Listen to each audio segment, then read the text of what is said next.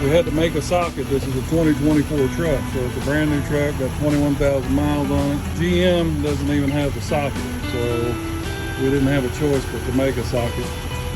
This is a 3-inch wheel socket. This is really not like a 4-wheel drive socket here. This is homemade. You can see my kind of okay welding done in there. Hold that shaft, just a big pin I had laying around under the bench. And I cut that socket. You can see where it was marked 3-inch right there. It was hanging, well, this was the extra one I had in the tool room. So I cut it down. I tried it first and screwed it up. I come over here to the bench where I made it. But I tried first.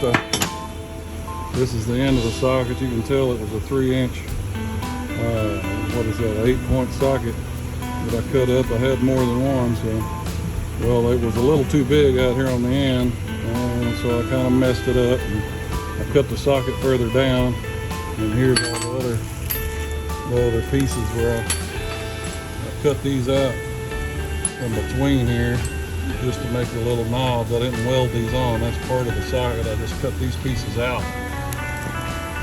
put in between there. Right? And then I had this pin. Kind of looks like an old pin pin. Had that laying down under my workbench, and I said, well, that would work.